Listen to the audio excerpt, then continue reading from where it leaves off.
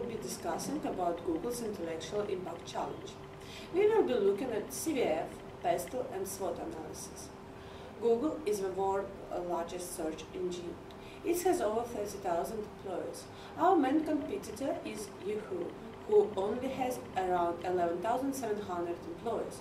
Google were early adopters of cloud computing, and they're front runners in creating tools for making the web computer. Now, the analyst of Google will be talking about the SWOT and PESTEL analysis.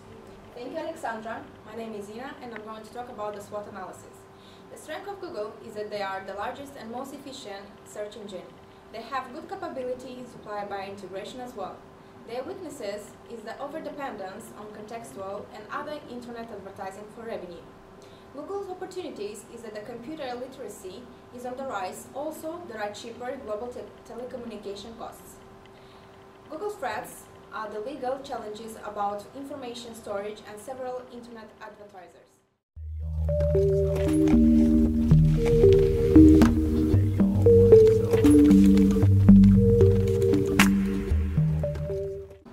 And now I'm going to pass to my colleague who's going to talk about the PESTEL analysis. Thank you, Ina.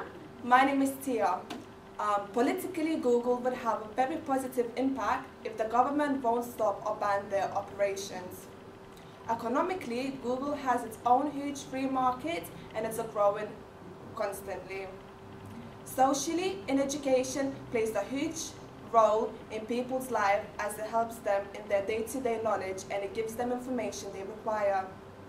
In technological factor, Google depends on each country's internet facilities as Google can be accessed anywhere within the world. Legal-wise, Google have to be concerned about the information it consists so it does not have to face any violations against the law. Environment basically overlaps with the social factors as well as for Google as it helps the users to understand all kind of knowledge and information in one intangible product.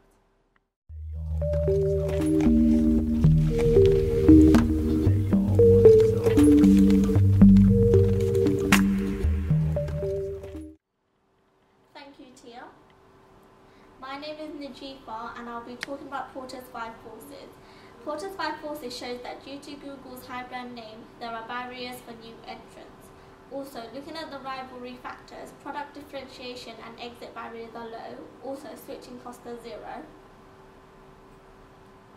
Moving on, talking about the CVF, according to Quinn and Rathbell 1983, the CVF originally emerged from empirical research on the question of what makes organizations effective.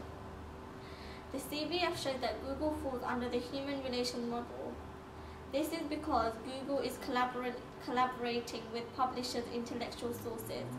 This suggested that management should work on high subordinates' involvement and create effective work relationships.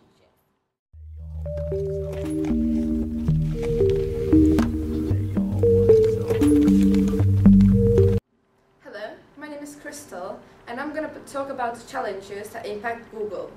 Google uses publishers' intellectual property. Publishers are seeking auxiliary copyright law guaranteeing them a cut when search engines use their articles. They argue that they're the ones who develop the content that Google and other search machines list.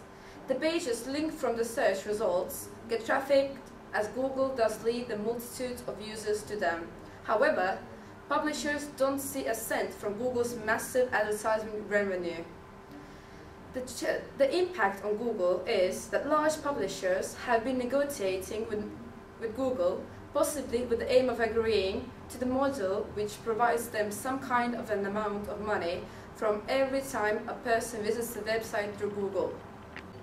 After analyzing the CVF, we suggest that they should also use the open system model to maintain a competitive advantage over their competitors.